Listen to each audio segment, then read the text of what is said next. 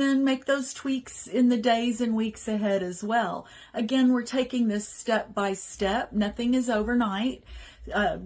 No pun intended, we're talking about sleep, but just over time, you should notice that by making those little changes that we talked about last week, track them, reflect on them, make whatever little changes you need to, and then carry on.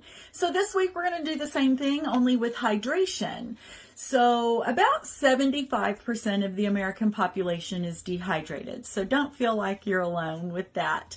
I don't mean severely dehydrated. You'll notice, most people notice usually with their urine. If it's very dark or it has an odor, that's a very good sign of dehydration.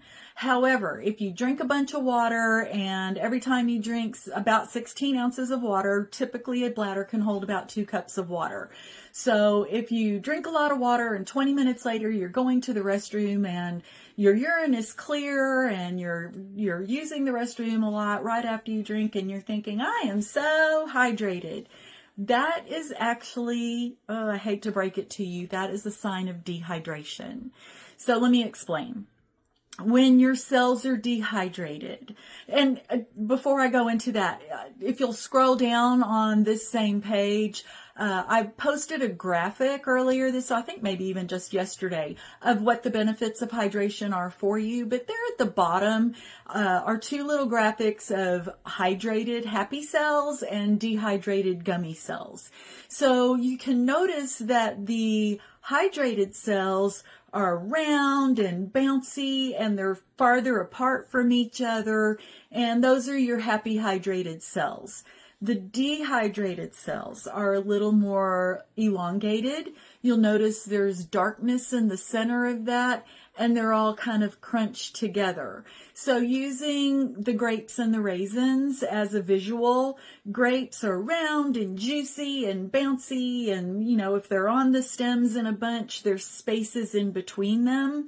And raisins are dried and clumpy, and you open the bag or the box and they're all stuck together. Grapes are your hydrated cells and raisins are your dehydrated cells. Also, too, grapes have a very thin skin layer around them, so moisture can actually go through. If you pull the stem, moisture can go through a grape. As far as grape moisture goes, not using water to fill up a grape. But then the dehydrated raisins, the dehydrated grapes, which are raisins, are clumpy and sticky, and nothing's going to really permeate that hard shell around it. So same thing with our cells.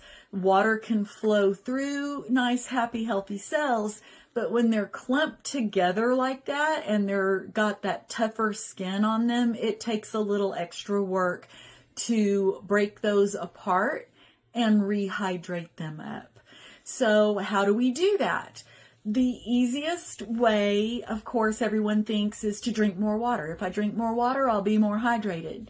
But drinking more water does not automatically equate rehydration, because if the water just bounces off those cells, it's running right through you. So take, for example, if you had a little strainer over a glass and you put marbles in that strainer and you poured water over that, the water would just roll over the top of those marbles and into the glass. Whereas if you replaced those marbles and put little round sponges or little pom-poms in there and poured water, the water would drip more slowly through them, because the more absorbent product is retaining that water, that the marbles obviously don't retain water. Same with our cells.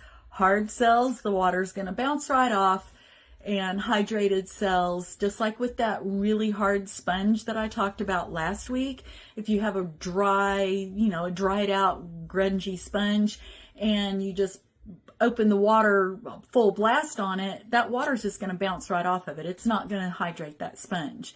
But if you slowly drip water onto that hardened sponge, it's slowly going to start softening up, and then it's ready to be hydrated. Then you can turn the water on and it will then absorb into that sponge.